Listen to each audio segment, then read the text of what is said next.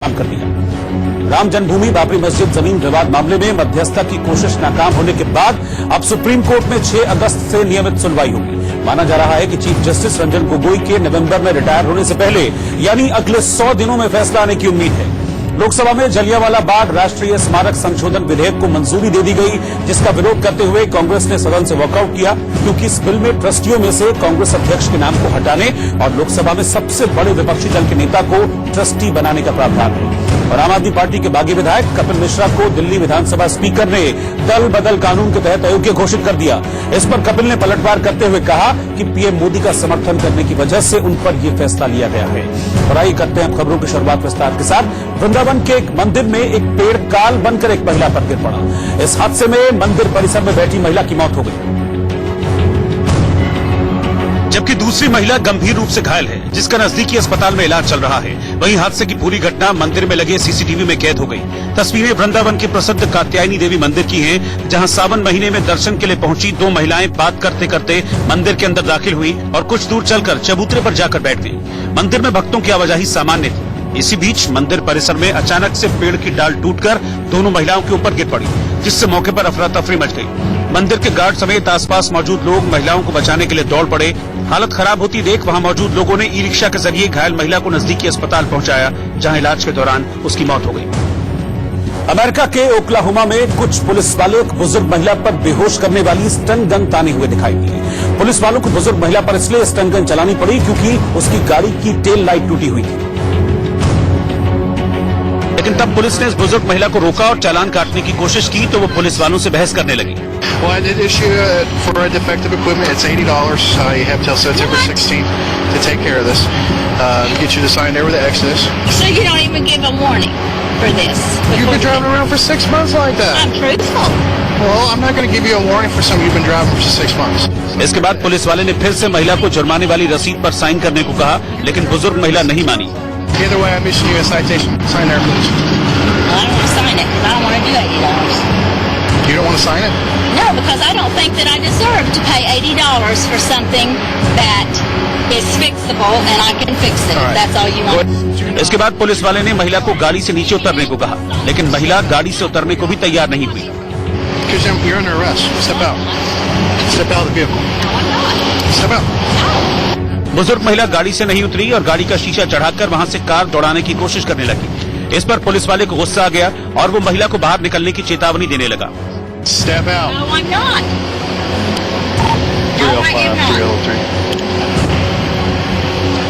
Do not take Oh, off. shut up and give me that and I'll sign it. Step out. No. We're beyond that. You want Step this? out.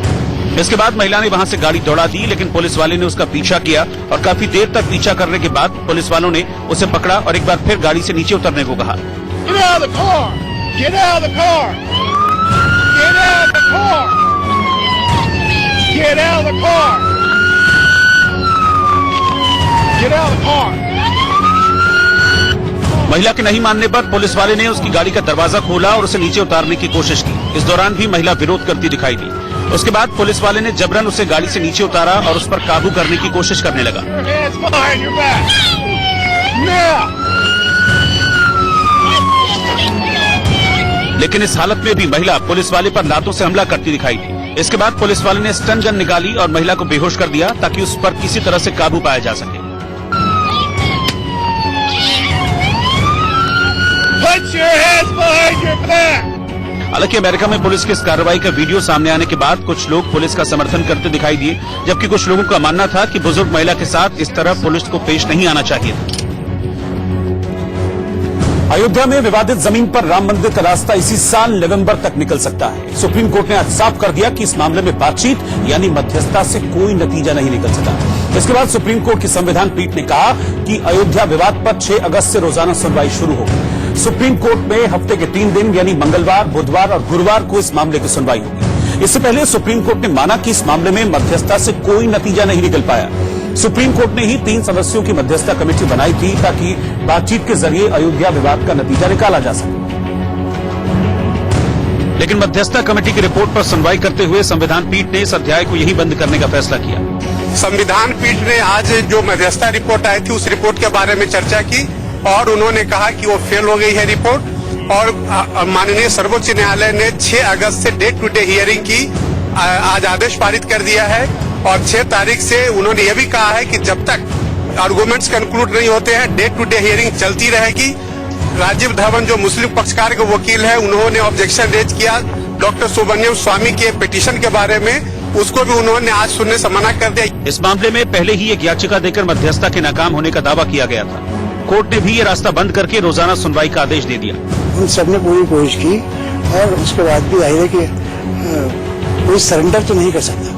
मुसलमानों के claim को जो हम genuine समझते हैं उस claim को हम सरेंडर नहीं कर सकते। तो वो दूसरी पार्टी शायद यही चाहती है कि इसको सरेंडर कर दें, पॉसिबल नहीं। सुप्रीम कोर्ट की ओर से बनाई गई मध्यस्थता कमेटी में सुप्रीम कोर्ट के पूर्व जज जस्टिस खलीफुल्ला, वरिष्ठ वकील श्रीराम पंचू और आध्यात्मिक गुरु श्री श्री रविशंकर शामिल थे। मार्च 2019 में यानी इसी साल सुप्रीम कोर्ट ने मध्यस्थता कमेटी का गठन किया था। 12 से ज्यादा दौर की मध्यस्थता चली थी, लेकिन हिंदू पक्ष शुरुआत से ही कह रहा था कि हम मध्यस्थता के लिए तैयार नहीं है। सुप्रीम कोर्ट में अयोध्या विवाद पर रोजाना सुनवाई के फैसले के बाद राम मंदिर के जल्द निर्माण की चर्चा भी शुरू हो गई और कयास लगाया जा रहा है कि इसी साल नवंबर तक राम मंदिर पर फैसला भी आ सकता है। इसी बीच राम मंदिर मुद्दा सियासी तौर पर बेहद गर्म रहा और राम मंदिर पर जल्द सुनवाई की मांग भी उठाई जाती रही। इसलिए अब सुप्रीम कोर्ट में रोजाना सुनवाई के फैसले का सभी पक्षों ने स्वागत किया। साथ ही हिंदू पक्ष ने जल्द राम मंदिर बनने की उम्मीद भी जता दी। 100% पक्ष में के बाद विपक्ष के नहीं बता, राम जी के पक्ष में होना है, सब जानता है। हाँ बस अब किसको पक्ष में होता है क्या होता है तो कोर्ट के काम है, हमारे काम तो है नहीं। माना जा रहा है कि सुप्रीम कोर्ट की संविधान पीठ नवंबर से पहले इस मामले में आखिरी फैसला सुना सकती है, क्योंकि नवंबर में मौजूदा सीजेआई रंजन गोगोई रिटायर होने वाले हैं। हिंदू पार्टीज हैं वो लगभग 30 से 40 दिन लेंगी अपना केस सुप्रीम कोर्ट के सामने रखने के लिए, और 30 दिन और इतना तकरीबन इतने दिन आज राजीव धवन ने कहा कि 20 दिन कंटिन्यूस वो लेंगे अपनी बहस कंक्लूड करने के लिए। तो मुझे लगता है 50 से 60 दिन के अंदर इस केस का फैसला आ सकता है। पर मुझे पूरी उम्मीद है कि जस्टिस रंजन गोगोई ने जब 6 अगस्त से इस मैटर की डे टू डे हियरिंग के लिए लगाया है तो डेफिनेटली उसको लॉजिकल कंक्लूजन पे पहुंचेगी। हालांकि अयोध्या विवाद की पेचीदगी देखते हुए संभावना ये भी है कि मामला लंबा चले। ये फर्स्ट अपील है, हजारों पन्ने हैं जो गवाही के हैं, बहुत सारे डॉक्यूमेंट्स हैं जिसको पढ़ना है, फिर 3 वॉल्यूम प्रिंटेड वॉल्यूम हाईकोर्ट की जजमेंट्स हैं। तो इसलिए इसको कहना कि कितना वक्त लग जाएगा अभी ठीक नहीं है। लेकिन विवाद से जुड़े पक्षकारों में रोजाना सुनवाई के फैसले से खुशी है। 2010 में इलाहाबाद हाईकोर्ट के फैसले के खिलाफ सुप्रीम कोर्ट में 14 याचिकाएं लगाई गई थी। इलाहाबाद हाईकोर्ट ने अपने फैसले में कहा था कि 2.77 एकड़ क्षेत्र को 3 हिस्सों में समान बांट दिया जाए। कोर्ट ने पहला हिस्सा सुन्नी वक्फ बोर्ड, दूसरा निर्मोही अखाड़ा और तीसरा रामलला विराजमान को दिया था। लेकिन इस फैसले के खिलाफ सभी पक्षकारों ने सुप्रीम कोर्ट का रुख किया था। 2018 के लिए विश्व बैंक के आंकड़ों में भारत की जीडीपी रैंकिंग में गिरावट आई है। जीडीपी में गिरावट आने की वजह से भारत दुनिया की सबसे बड़ी अर्थव्यवस्था की रैंकिंग में भी फिसला है और इसी वजह से साल 2017 में 5वें पायदान पर जगह बनाने वाली भारतीय अर्थव्यवस्था 2018 में फिसलकर 7वें नंबर पर आ गई। भारत की जीडीपी $2.7 ट्रिलियन दर्ज की गई है। अर्थशास्त्रियों का कहना है कि वित्त वर्ष 2018 में भारतीय अर्थव्यवस्था के फिसलकर 7वें स्थान पर पहुंचने का मुख्य कारण रुपए के स्तर पर उतार चढ़ाव और धीमी विकास दर है। दरअसल 2017 में रुपया डॉलर के मुकाबले काफी मजबूत हुआ था, लेकिन 2018 में इसमें कमजोरी दर्ज की गई थी और इसी का असर वैश्विक स्तर पर भारतीय अर्थव्यवस्था पर पड़ा है। वहीं जीडीपी के मामले में अमेरिकी अर्थव्यवस्था टॉप पर बनी हुई है। कारोबारी साल 2018 में यूएस की जीडीपी $20.5 ट्रिलियन रही, जबकि अमेरिका के बाद दूसरे पायदान पर चीन है। इस दौरान चीन की जीडीपी $13.6 ट्रिलियन रही और $5 ट्रिलियन की जीडीपी के साथ जापान तीसरे पायदान पर है। आंकड़ों के मुताबिक ब्रिटेन और फ्रांस भारत से आगे निकल गए हैं। ये दोनों ही देश 5वें और 6ठे नंबर पर पहुंच गए हैं। हालांकि पिछले आंकड़ों में भारत फ्रांस से आगे था। संसद भवन परिसर में पश्चिम बंगाल के बीजेपी सांसदों ने प्रदर्शन किया। पश्चिम बंगाल के बीजेपी सांसदों ने संसद परिसर में गांधी प्रतिमा के सामने प्रदेश में कानून व्यवस्था को लेकर प्रदर्शन किया।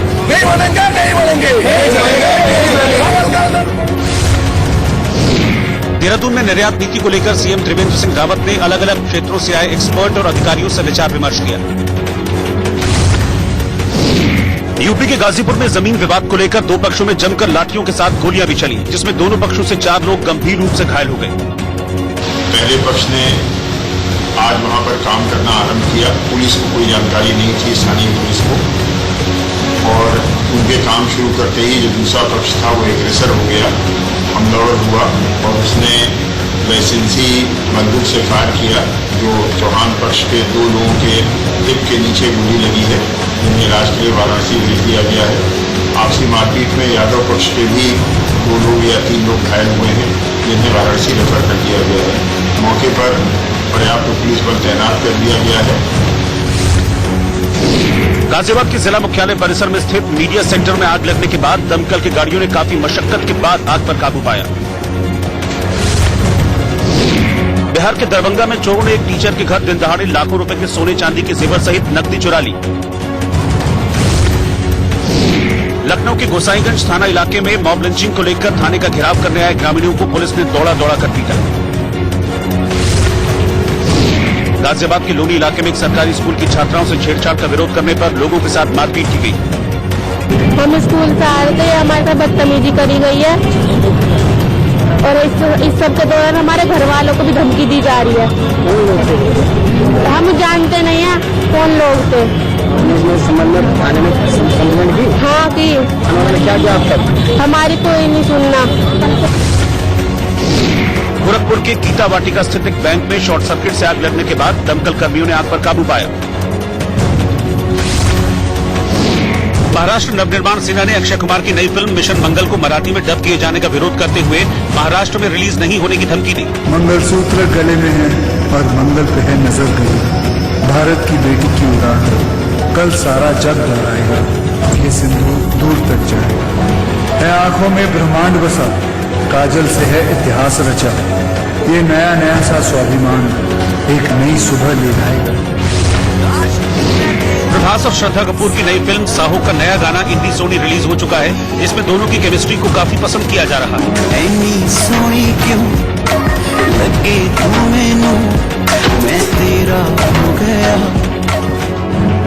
और आकान खोलके में अब एक चौंकाने वाली खबर मध्य प्रदेश के ग्वालियर से है, जहां लोकायुक्त की छापेमारी में लैंड रिकॉर्ड का कामकाज देखने वाले क्लर्क के पास करोड़ों की बेनामी संपत्ति का पता चला।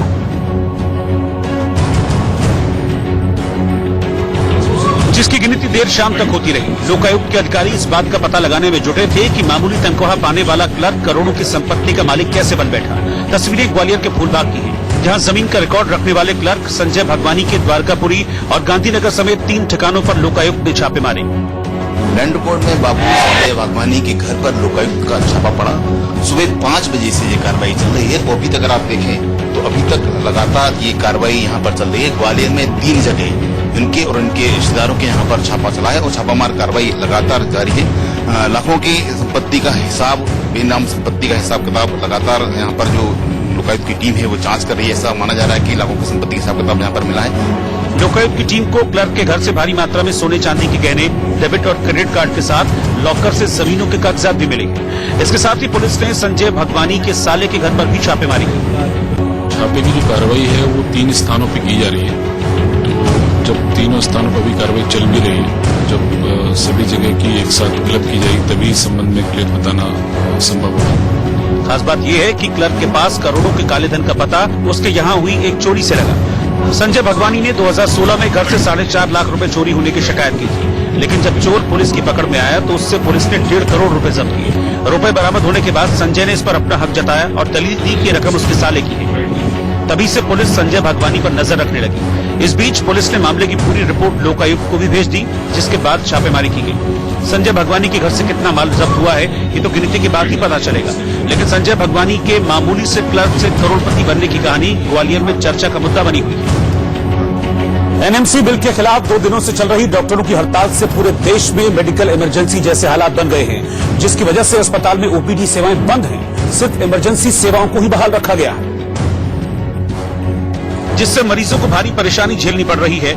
वहीं समय पर इलाज नहीं मिल पाने से मरीज और उनके रिश्तेदार इधर उधर भटकने को मजबूर हो रहे हैं। तस्वीरें दिल्ली के एम्स की हैं, जहां रेजिडेंट डॉक्टरों की पूरी फौज सड़क पर उतरकर एनएमसी बिल के खिलाफ सड़क पर प्रदर्शन करती नजर आई। डॉक्टरों ने नाच गाकर और नारेबाजी कर केंद्र सरकार से एनएमसी बिल को वापस लेने की गुहार लगाई।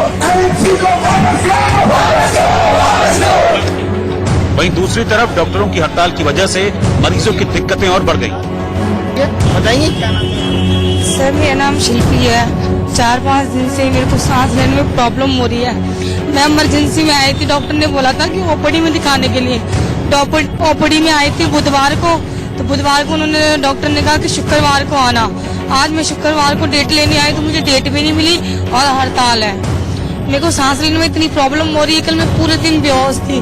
मेरे बच्चों को रोटी पानी भी नहीं मिल पा रही, घर में कोई है ही नहीं, कोई बनाएगा कैसे।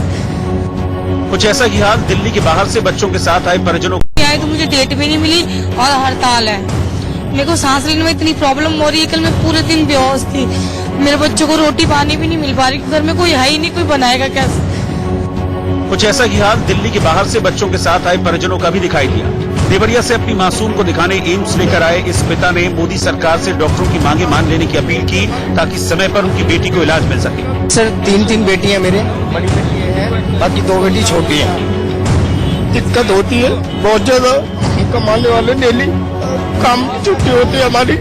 हाथ जोड़ के कहना मोदी सरकार से इनकी मांग पूरी की जाए, हमारे ट्रीटमेंट चालू। हालांकि मरीजों के लिए भगवान समझे जाने वाले इन हड़ताली डॉक्टरों ने ऐलान किया है कि वो किसी भी सूरत में संसद से पास एनएमसी बिल को लागू नहीं होने देंगे। National medical commission bill Lok Sabha से पास होने के बाद राज्यसभा से भी पास हो गया, लेकिन एलोपैथिक डॉक्टर किसी भी सूरत में इस बिल को अपनाने को तैयार नहीं है,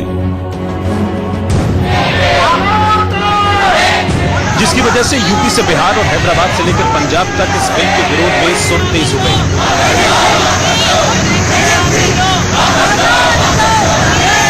विरोध की तस्वीरें हैदराबाद की उस्मानिया यूनिवर्सिटी की, जहां भारी बारिश भी डॉक्टरों का मनोबल तोड़ने में नाकाम साबित हुई और सैकड़ों की तादाद में सड़क पर उतरे डॉक्टरों ने एनएमसी बिल के खिलाफ बगावत तेज कर दी। हाथों में तख्तियां लेकर छात्र केंद्र सरकार से दो हाथ करने को तैयार खड़े दिख रहे हैं। इनका साफ कहना था कि कोई इनके भविष्य के साथ खिलवाड़ करे, ये इन्हें कतई मंजूर नहीं। एनएमसी बिल, पटना एम्स के रेजिडेंट डॉक्टरों को भी किसी सूरत में एनएमसी बिल मंजूर नहीं है, जिसे लेकर डॉक्टरों ने यूनिवर्सिटी के मेन गेट के सामने ही प्रदर्शन शुरू कर दिया और केंद्र सरकार से बिल वापस लेने की सख्त अपील कर डाली। डॉक्टरों का दावा है कि एनएमसी बिल डॉक्टरों की भलाई के लिए नहीं, बल्कि उनके भविष्य को बिगाड़ने के लिए लाया जा रहा है। 1 2 3 4 आने वाले हमारे पूरे फ्यूचर में डॉक्टर्स के साथ, भविष्य के साथ खिलवाड़ किया जा रहा है। नेक्स्ट एग्जाम जो है, नेक्स्ट और फाइनल ईयर एग्जाम को एक कर दिया गया है। दोनों का एग्जाम अलग अलग होना चाहिए। पीजी का दाखिला का एंट्रेंस एग्जाम अलग होना चाहिए। वजह चाहे जो भी हो, लेकिन पूरे देश में एनएमसी बिल को लेकर जिस तरह से डॉक्टरों के बीच विरोध के सुर तेज हो रहे हैं, उसका खामियाजा सिर्फ और सिर्फ मरीजों को उठाना पड़ रहा है। ब्रिटिश पुलिस ने उत्तर पश्चिमी इंग्लैंड में एक शहर को जल्द से जल्द खाली कराने का आदेश दिया है। दरअसल टोटब्रुक शहर के पास बना वेल बांध बारिश और पानी की वजह से जर्जर हो गया है और बांध पर काफी बड़ी दरारें आ गई हैं, जिसे देखते हुए उसके कभी भी ढहने की आशंका जताई जा रही है। लिहाजा एहतियातन ब्रिज के पास के इलाकों को खाली करवाया जा रहा है। इस इलाके में करीब 6,500 लोग रहते हैं और पुलिसकर्मी डोर टू डोर जाकर लोगों को सुरक्षित जगह पर जाने की उनसे अपील कर रहे हैं। अब तक कई लोग अपना जरूरी सामान लेकर घर छोड़ चुके हैं और कुछ अभी भी शिफ्ट हो रहे हैं। लंदन के उत्तर पश्चिम में 175 मील यानी 280 किलोमीटर की दूरी पर स्थित शहर के निवासियों को सलाह दी गई है कि अगर संभव हो तो दोस्तों और परिवार के साथ कहीं भी रहें और पालतू जानवरों और कई दिनों की दवाओं को अपने साथ ले जाएं। आपको बता दें कि पिछले हफ्ते गर्मी की लहर के बाद यूके के कई हिस्सों में भारी बारिश हुई थी, जिससे पूरे इंग्लैंड में घरों, सड़कों और ट्रेन लाइनों में बाढ़ आ गई थी। गाजियाबाद में समाजवादी पार्टी के कार्यकर्ताओं और पुलिस के बीच झड़प हुई है। यूपी में गाजियाबाद के राजनगर में सीएम योगी आदित्यनाथ का पुतला दहन करने की कोशिश कर रहे एसपी कार्यकर्ताओं और पुलिस के बीच जमकर झड़प हुई।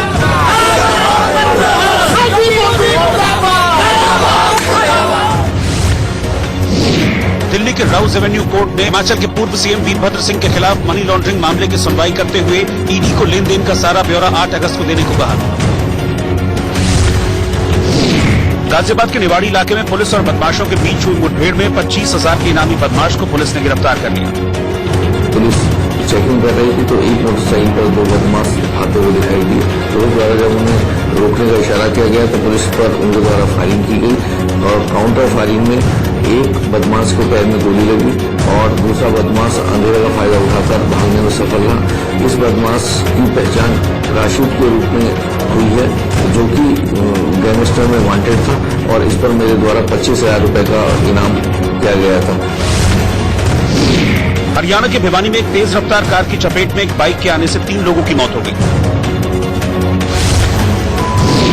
मध्य प्रदेश के भोपाल में लव मैरिज करने से नाराज लड़की के परिजनों ने लड़के को बीच सड़क पर जमकर पीटा, जिसका वीडियो सामने आने के बाद पुलिस ने मामला दर्ज किया।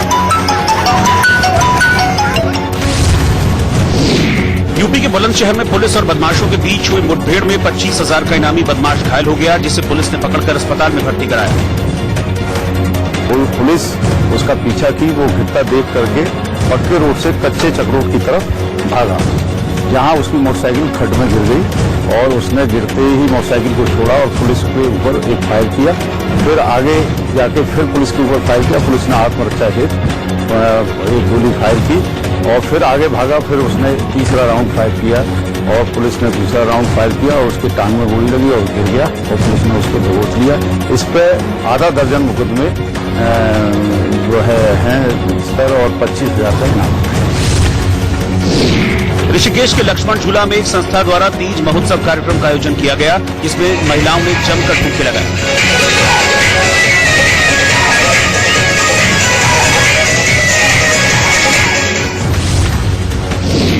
यूपी के जौनपुर में एक शराबी पति के अपनी पत्नी को जुए में हारने के बाद उसके दोस्तों पर गैंगरेप का आरोप लगा। मध्य प्रदेश के जबलपुर के मझगवा में पत्नी के पर्स से 10 रुपए निकालने को लेकर विवाद में पति ने खुदकुशी कर ली। उत्तर प्रदेश की राजधानी लखनऊ में एक बार फिर आवारा पशु लोगों की मुश्किल का सबब बनते जा रहे हैं। इन पर लगाम लगाने के लिए लोगों ने आवारा पशुओं को एक पार्क में कैद कर दिया, क्योंकि आवारा जानवर मोहनलालगंज विकासखंड के समेसी गांव के किसानों के खेत में घुसकर फसलों को नुकसान पहुंचा रहे थे, जिससे तंग आकर ग्रामीणों ने आवारा पशुओं को खदेड़ना शुरू कर दिया और उन्हें लाठी डंडे मार मार कर इलाके के अम्बेडकर पार्क में बंद कर दिया। हालांकि इस बीच ग्रामीण डरे हुए भी थे। उन्हें डर था कि कहीं आवारा पशु उन्हें टक्कर न मार दें, लेकिन फिर भी ग्रामीणों ने एक एक कर 200 से ज्यादा आवारा पशुओं को पार्क में धकेलकर उन्हें कैद कर दिया। ग्रामीणों के मुताबिक समेसी गांव में आवारा पशुओं के लिए आश्रय गृह नहीं है, जिसकी वजह से आसपास के गांव के आवारा पशु उनके समेसी गांव में घुस आते हैं। आप बताइए कि यहाँ पर क्या कोई पशु आश्रय केंद्र नहीं है क्या? नहीं, यहाँ ग्राम पंचायत समेसी में कोई पशु आश्रय केंद्र नहीं है। इस वजह से लोगों को बहुत ही सावधानी करनी पड़ती है और सबसे बड़ी समस्या है कि हमारे ग्राम पंचायत, जबकि लगभग उत्तर प्रदेश की पहली या दूसरी ग्राम पंचायत है। हमारे पीछे देखते हैं किस तरह से ग्रामीण एक आवारा पशुओं को अंदर कैद करते हुए नजर आएंगे। आप देख सकते हैं टैगिंग भी है, तो कहीं न कहीं किसी पशु आश्रय केंद्र का ही जानवर होगा जो छोड़ दिया गया है। अच्छा, आप ये बताइए कि क्या ऐसे भी कुछ जानवर हैं जो पशु आश्रय केंद्रों से छोड़ भी दिए गए हैं? जहाँ पे जितने पशु आश्रय केंद्र बगल में बने हुए हैं, उनमें क्या हुआ कि बीच में सरकार जब बनी उस समय पैसा नहीं आया, भुखमरी के कगार पे हो गए। सारे पशु आश्रय केंद्र में एक भी जानवर नहीं रह गए थे, वही खोल दिए जाते हैं रात में और दिन में। हालांकि आवारा पशुओं को कैद करने की खबर पुलिस को भी लगी और वो मौके पर पहुंची, जिसके बाद पुलिस ने ग्रामीणों को ऐसा करने से मना किया और फिर अम्बेडकर पार्क में बंद आवारा पशुओं को वहां से बाहर निकाला। साथ ही ग्रामीणों को सख्त हिदायत भी दी कि वो इस तरह से आवारा पशुओं को कैद करने की जगह उन्हें पशु आश्रय केंद्र में छोड़कर आएं। और आज कान खोल के में अब वक्त हो गया एक छोटे से ब्रेक का। ब्रेक के बाद आपको दिखाएंगे कहां मिली नौकरी के बदले लाठी।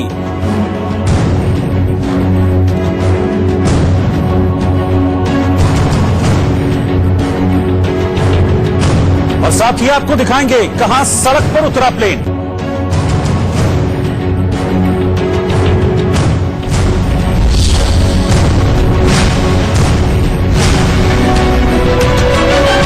लेकिन पंचकुला चंडीगढ़ बॉर्डर पर पुलिस ने बैरिकेडिंग कर उन्हें रोक लिया। फिर भी प्रदर्शनकारियों ने आगे बढ़ने की कोशिश की तो पुलिस ने वाटर कैनन का इस्तेमाल किया। इसके बाद लाठीचार्ज शुरू हो गया। लोग भागते रहे और पुलिस लाठियां भांजती रही, कर उन्हें रोक लिया। फिर भी प्रदर्शनकारियों ने आगे बढ़ने की कोशिश की तो पुलिस ने वाटर कैनन का इस्तेमाल किया। इसके बाद लाठीचार्ज शुरू हो गया। लोग भागते रहे और पुलिस लाठियां भांजती रही। इस लाठीचार्ज में किसी के हाथ पैरों में चोट लगी तो किसी का सिर लहूलुहान हो गया। किसी को साथी संगी सहारा देकर अस्पताल ले गए तो किसी को पुलिस वालों ने जानवरों की तरह उठाकर बस में बिठा दिया। हरियाणा रोडवेज के कर्मचारियों ने जब निजीकरण के विरोध में काम छोड़ दिया था, तब इन कर्मचारियों को आनंद फानंद में काम पर रखा गया। रोडवेज की हड़ताल के दौरान सरकार ने 2,500 लोगों को नौकरी दी थी। इन्हें ड्राइवर और कंडक्टर के पद पर अस्थायी तौर पर रखा गया था, लेकिन जब पुराने कर्मचारी लौट आए तो इन्हें काम से निकाल दिया। अब ये अस्थायी कर्मचारी नौकरी पक्की किए जाने की मांग कर रहे हैं।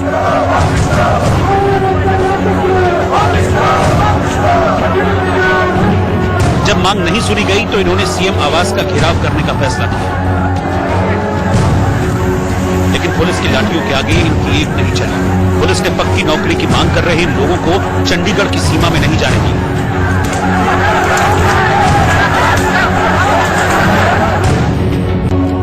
और अब उन्नाव कांड से जुड़ी खबर।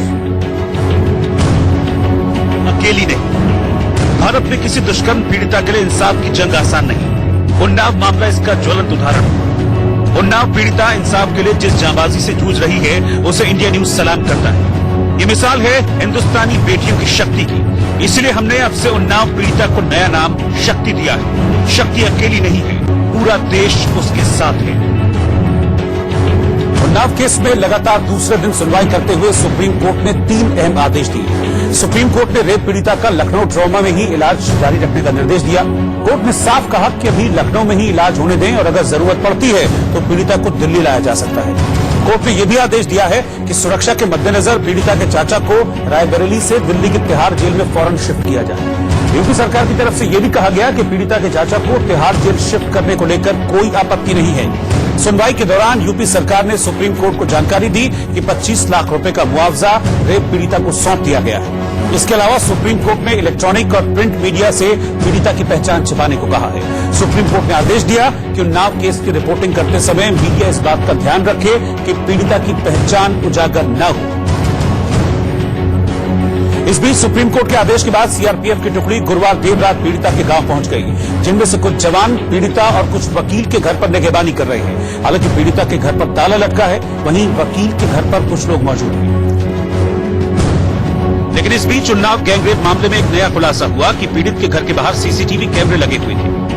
कहा जा रहा है कि ये कैमरे गैंगरेप के आरोपी विधायक कुलदीप सिंह सेंगर ने लगवाए थे, जिनके जरिए पीड़िता और उनके परिवार पर नजर रखी जा रही है। देख लो कि 2 सीसीटीवी कैमरास लगे हुए हैं। अगर मैं आपको बहुत क्लोजली दिखाए तो आप देख सकते हो कि ये सीसीटीवी कैमरास बहुत नए हैं, पुराने नहीं है सीसीटीवी कैमरास, और दोनों इशारा कर रहे हैं पीड़िता के घर की तरफ, और जो रास्ता पीड़िता के घर की तरफ जा रही है दूसरा सीसीटीवी कैमरा भी उस तरफ है। क्योंकि सबसे बड़ी बात यह है कि आरोपी विधायक सेंगर के घर और पीड़िता के घर में दूरी नहीं है। पड़ोसियों ने दावा किया कि सीसीटीवी कैमरे कुलदीप सेंगर ने ही लगवाए। जो घर है, ये जो प्रेमिस है, ये स्कूल प्रेमिस उन्हीं के घर का है। इसके बाहर 2 सीसीटीवी कैमरास लगे हुए हैं। ये सीसीटीवी कैमरास कब लगे, अगर आप ये कैमरे जो हैं ये घटना के बाद ही लगाए गए, क्योंकि अगर उस समय सीसीटीवी कैमरा होते तो इतना शायद बवाल न हो। तो आप कह रहे हो कि ये सीसीटीवी कैमरा जो कुलदीप सिंह सेंगर ने लगवाई है वो घटना के बाद? ये घटना के बाद।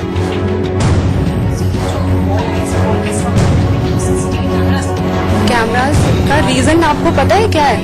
क्योंकि इतना सब कुछ ये लोग कर चुके हैं। अगर ये शायद अगर पहले लगे होते ना, तो जो ये सारा कुछ दिखाया जा रहा है, पूरा कहानी दिखाई जा रही है ऑन टीवी, मीडिया दिखा रही है, या पूरा पॉलिटिक्स पूरा घिर चुका है उनके ऊपर ही, तो ये सब शायद तब ना होता। ये इसके बाद लगे हैं, क्योंकि इस बीच खबर है कि उन्नाव गैंगरेप कांड पर सीबीआई ने सुप्रीम कोर्ट से विधायक सेंगर को हिरासत में लेने की मांग की है। दरअसल सीबीआई अब विधायक सेंगर से इस मामले में पूछताछ करना चाहती है। खबर यह भी है कि उन्नाव गैंगरेप केस में आरोपी विधायक कुलदीप सिंह सेंगर के खिलाफ योगी आदित्यनाथ सरकार ने एक और कार्रवाई की है। कहा जा रहा है कि आरोपी विधायक को मिले सभी हथियारों के लाइसेंस रद्द किए जाएंगे। कुलदीप सिंह सेंगर के पास एक सिंगर बैरल बंदूक, एक राइफल और एक रिवॉल्वर का लाइसेंस है। रेप के आरोप में सीबीआई ने कुलदीप सेंगर को 13 अप्रैल 2018 में गिरफ्तार किया था। इसके बाद से ही हथियार लाइसेंस को रद्द करने की कवायद शुरू हो गई।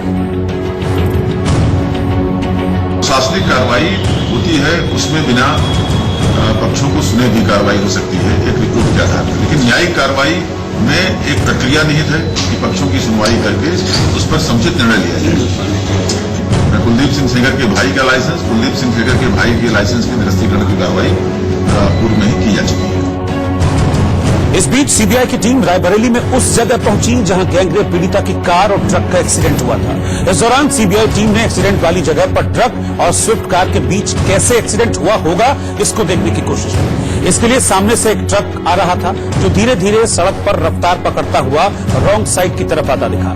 इस बीच दूसरी तरफ से काले रंग की एक स्विफ्ट कार आई और जहां टक्कर हुई वहां पर दोनों गाड़ियां आकर रुक गई। बताया गया कि सीबीआई की टीम ने इस दौरान आसपास के लोगों से पूछताछ कर कई जानकारियां भी इकट्ठा की। एक बार तस्वीरों में हम आपको लगातार दिखा रहे हैं कि कैसे इस पूरे सीन को रिक्रिएट किया था। ट्रक धीरे धीरे रफ्तार पकड़ता है और फिर रॉन्ग साइड की तरफ आता है। इस बीच दूसरी तरफ से काले रंग की स्विफ्ट कार आती है, जहां टक्कर हुई वहां पर दोनों गाड़ियां आकर रुक गई। दरअसल सीबीआई पूरे सीन को रिक्रिएट कर रही थी कि उस दिन क्या हुआ होगा, कैसे ये एक्सीडेंट हुआ होगा, या इसके पीछे कोई साजिश रही होगी। वहीं लखनऊ में ट्रॉमा सेंटर ने उन्नाव पीड़िता का मेडिकल बुलेटिन जारी किया, जिसमें कहा गया कि पीड़िता की हालत नाजुक है लेकिन स्थिर है। तो रायबरेली एक्सीडेंट के दोनों मरीज भर्ती हैं, एक महिला और एक पुरुष।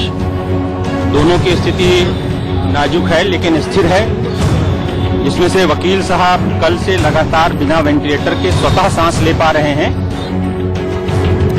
पीड़िता के चाचा जिस मामले में जेल में बंद है, कहा जा रहा है कि वो भी सेंगर के भाई ने ही दर्ज करवाया था। सड़क हादसे में दर्ज एफआईआर की माने तो पीड़िता के चाचा पर दर्ज कराए गए केसों के पीछे भी सेंगर का ही हाथ है। दरअसल 2002 में कुलदीप सेंगर के भाई अतुल सेंगर ने पीड़िता के चाचा पर हत्या की कोशिश का मामला दर्ज कराया था।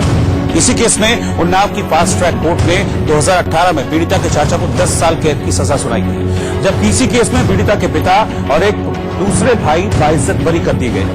इससे पहले जब पीड़िता के परिवार से कुछ लोग दिल्ली गए और परिवार में कुछ पैसे आने लगे तो सेंगर परिवार को ये बात खटक गई। इसके बाद जब पीड़िता के चाचा ने ग्राम प्रधान का चुनाव लड़ने की कोशिश की तो सेंगर परिवार को ये बर्दाश्त नहीं हुआ और दोनों परिवारों में दुश्मनी शुरू हो गई। पीड़िता के परिवार के मुताबिक कुलदीप सेंगर और उसके गुर्गों की तरफ से पीड़िता के चाचा पर कम से कम 1 दर्जन केस दर्ज कराए गए हैं। पीड़िता के चाचा ने जो हादसे को लेकर जो एफआईआर दर्ज कराई है उसमें कहा गया है कि उसे रायबरेली जेल भेजे जाने और हादसे के बीच भी कनेक्शन है। उन्होंने लिखा कि उन्हें बगैर किसी कारण ही उन्नाव से रायबरेली जेल भेज दिया गया। मैंने बहुत बार रजिस्ट्री से शिकायत की कि मुझे उन्नाव जेल में ही रखा जाए, नहीं तो हमारे परिवार की ये लोग हत्या करवा देंगे। आतंकवाद विरोधी कानून यूएपीए यानी unlawful activities prevention act Rajya Sabha में भी पास हो गया।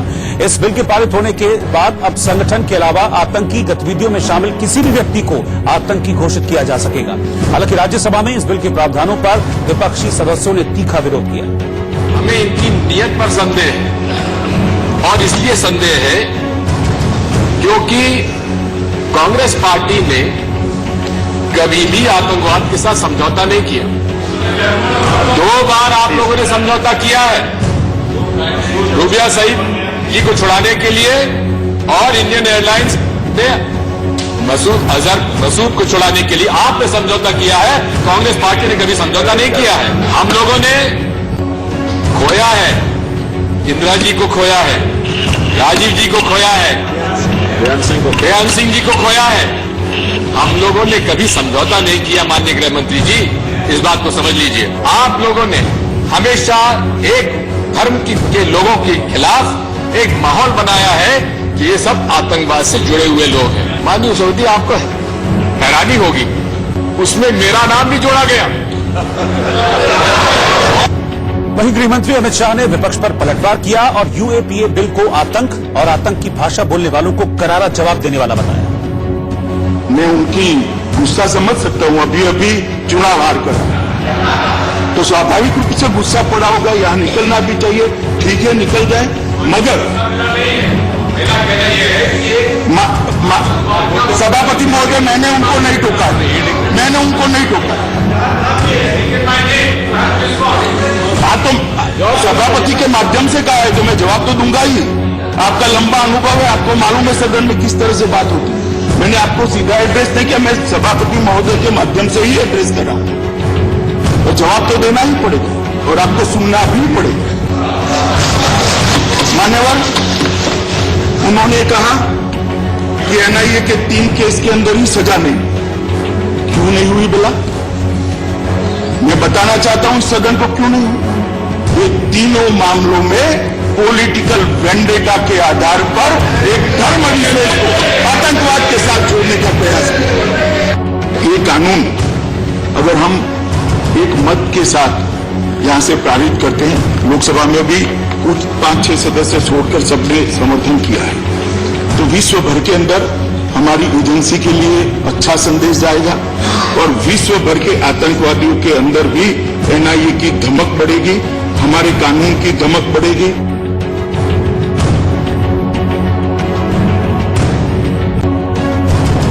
अमेरिका के वाशिंगटन में अचानक एक छोटा प्लेन सड़क पर कारों के बीच दौड़ने लगा। प्लेन को सड़क पर देख वहां मौजूद लोग हैरान रह गए, क्योंकि एक छोटा प्लेन तेज रफ्तार से दूसरी गाड़ियों के साथ सड़क पर दौड़ने लगा। एक छोटे हवाई जहाज को सड़क के ऊपर लहराता हुआ देख लोगों के होश फाख्ता हो गए। प्लेन हिलता हुआ सड़क के इधर उधर तेजी से दौड़ रहा था, जिससे साथ चलने वाली गाड़ियों में दहशत पैदा हो गई, क्योंकि पायलट की एक छोटी सी चूक की वजह से बड़ा हादसा हो सकता था। प्लेन को इतना करीब देख गाड़ियों में चलने वाले लोग दंग रह गए। ये पूरी घटना एक कार में लगे कैमरे में रिकॉर्ड हो गई। बताया जा रहा है कि इस प्लेन के फ्यूल टैंक में खराबी आ गई थी, जिसकी वजह से पायलट प्लेन को ऊपर नहीं ले जा पा रहा था। ऐसे में पायलट ने आखिरी पल में प्लेन को सड़क पर उतारने का फैसला किया, ताकि प्लेन गाड़ियों के बीच फंसकर किसी तरह रुक जाए। हुआ भी यही, तेज रफ्तार प्लेन सड़क पर दौड़ता जा रहा था। गनीमत रही कि पायलट ने सूझबूझ से प्लेन को रेड लाइट से ठीक पहले रोक लिया। अगर प्लेन रेड लाइट पर नहीं रुकता तो बड़ा हादसा हो सकता था। प्लेन के रुकते ही पायलट ने राहत की सांस ली। मौके पर मौजूद पुलिस ने पायलट के साथ मिलकर प्लेन को किनारे पहुंचाया। प्लेन छोटा होने की वजह से इसे आसानी से शिफ्ट कर दिया गया। मध्य प्रदेश के कटनी के सरकारी स्कूल में छात्रों को पीटा गया। मध्य प्रदेश के कटनी में एक सरकारी स्कूल में चपरासियों द्वारा बच्चों के साथ मारपीट का वीडियो सामने आया है। मध्य प्रदेश के होशंगाबाद में काजरी नदी में अचानक आई बाढ़ में नागद्वारी मेले में आए सैकड़ों श्रद्धालुओं के बीच भंवर में फंसने के बाद प्रशासन ने रेस्क्यू किया। छत्तीसगढ़ के सीएम भूपेश बघेल ने रायपुर में हरियाली तीज कार्यक्रम में लोगों के साथ जमकर डांस किया। गुजरात के वडोदरा में भारी बारिश के बाद आई बाढ़ में फंसे 130 से ज्यादा लोगों को एनडीआरएफ की टीम ने IAF C-130 एयरक्राफ्ट की मदद से रेस्क्यू किया। जम्मू कश्मीर में एक बैंक के एटीएम में एक शख्स कार्ड की क्लोनिंग करते हुए सीसीटीवी कैमरे में रिकॉर्ड हो गया। ग्रेटर नोएडा के दादरी में कोर्ट में पेशी के दौरान भाग गए 25,000 के इनामी बदमाश को पुलिस ने मुठभेड़ के बाद गिरफ्तार कर लिया। राजस्थान के चौमू में एक मंदिर में रखे दान पात्र तोड़कर पैसे चुराने का सीसीटीवी फुटेज सामने आने के बाद पुलिस आरोपियों की तलाश में जुट गई। गुरुग्राम के सेक्टर 37 इंडस्ट्रियल एरिया में मामूली विवाद में एक वैन चालक को ऑटो ड्राइवरों ने जमकर पीटा। यूपी के शाहजहांपुर में एक दंपति को बंधक बनाकर लूट की गई, तो दूसरी घटना में एक मकान की दीवार काटकर लाखों की चोरी का मामला सामने आया है। कानपुर देहात के मूसानगर थाना इलाके में एक मोबाइल की दुकान में आग लगने से लाखों का सामान जलकर राख हो गया। बिहार के दरभंगा में सावन महीने में होने वाले त्योहार मधु श्रावणी में नवविवाहित महिलाएं गीत गाती नजर आईं।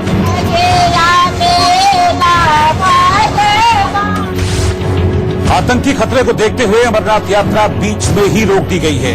सेना को मिली जानकारी के मुताबिक आतंकी न सिर्फ अमरनाथ यात्रा को बाधित करने बल्कि घाटी में हिंसा करने की फिराक में है और आतंकियों और को पाकिस्तानी सेना की मदद मिल रही है।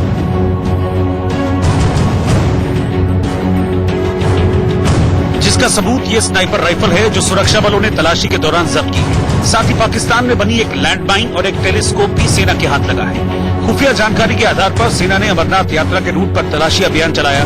पवित्र गुफा तक जाने वाले पैदल रास्ते की लगातार जांच की गई और इसी दौरान सेना को ये हथियार मिले, यानी आतंकियों की साजिश धार्मिक यात्रा के दौरान खून बहाने की थी। जब्त की गई स्नाइपर राइफल 4 किलोमीटर दूर से हमला कर सकती है और इस दूरी पर 5 सेकंड में निशाने तक पहुंच सकती है। राइफल की गोली की रफ्तार 900 मीटर प्रति सेकंड है और इसका वजन 9 किलो 600 ग्राम है।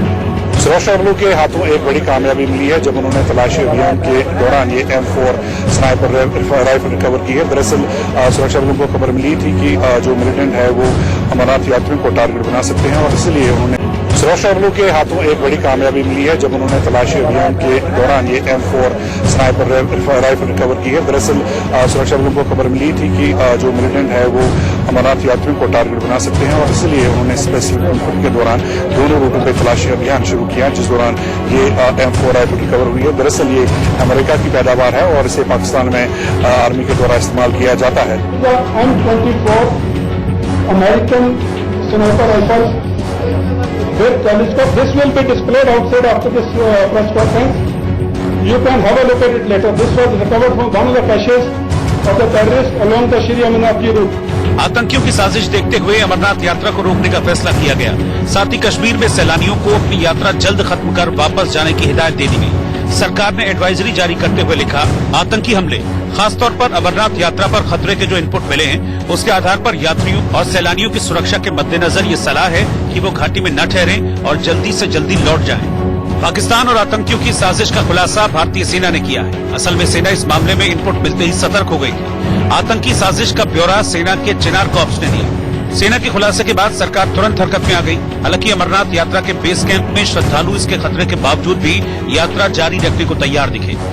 अमरनाथ की यात्रा जो पिछले एक महीने से चल रही थी उस पर जो आतंकी खतरा मंडरा रहा था उसी के मद्देनजर अब प्रशासन ने एक फ्रेश एडवाइजरी जारी की है जिसमें अमरनाथ यात्रा को जो है वो कट शॉर्ट करने के जो है वो निर्देश दिए गए हैं। आप देखेंगे यहाँ बाबा बर्फानी के भक्त जो है जम्मू बेस कैंप में लगातार बने हुए हैं और इंतजार कर रहे थे कि वो यात्रा पर जाएंगे। पहले 4 दिन के लिए यात्रा स्थगित की गई मगर अब नहीं। और आप देखेंगे यहाँ पर हर तरह के जो लोग हैं खासतौर पर जो फिजिकली चैलेंज भी हैं, स्पेशली एबल्ड कहूंगा, वो भी हैं, वो भी अमरनाथ यात्रा जाने वाले थे मगर आप ये नहीं जा पा रहे हैं, शायद नहीं जा पाएंगे क्योंकि यात्रा को कहीं ना कहीं कट शॉर्ट करने की बात की गई है। इस साल अमरनाथ यात्रा में बड़ी तादाद में शामिल होकर श्रद्धालुओं ने नया रिकॉर्ड बनाया, लेकिन आतंकी खतरे को देखते हुए इस यात्रा को बीच में रोका जा रहा है। पाकिस्तान और आतंकियों की साजिश पर सियासी गलियारों में भी नाराजगी दिखी। अमरनाथ जी की यात्रियों को टारगेट करने की एक पाकिस्तानी आतंकवादियों ने एक साजिश रची जिसमें स्नाइपर राइफल्स तक मिली है। जम्मू कश्मीर के अंदर पाकिस्तान चाहता है कि यहाँ खून खराबा हो, बेगुनाह लोगों की हत्याएं हो। पाकिस्तान और आतंकवादी नहीं चाहते कि जम्मू कश्मीर के लोग सुख चैन की सांस जिए। सेना ने घाटी में पाकिस्तान की साजिश को समय रहते नाकाम कर दिया, लेकिन अब उसका इरादा आतंकियों को मुंह तोड़ जवाब देने का है। कश्मीर मामले में अमेरिकी राष्ट्रपति डोनाल्ड ट्रंप ने एक बार फिर से मध्यस्थता की पेशकश की तो भारत ने भी दो टूक जवाब देने में देर नहीं लगाई। भारत साफ कर चुका है कि वो पाकिस्तान के साथ बातचीत में किसी भी तीसरे देश की मौजूदगी के सख्त खिलाफ है। लेकिन डोनाल्ड ट्रंप एक बार फिर मध्यस्थता की पेशकश करने से बाज नहीं आए। उन्होंने माना कि अगर प्रधानमंत्री मोदी चाहें तो वो कश्मीर पर मध्यस्थता के लिए तैयार हैं। It's really up to Prime Minister Modi, and I met with Prime Minister Khan. I got along great with. I think they're fantastic people. Khan and Modi. I mean, I would imagine they can get along very well. But if they wanted somebody to intervene or to help them, and I spoke with Pakistan about that, and I spoke frankly to India about it.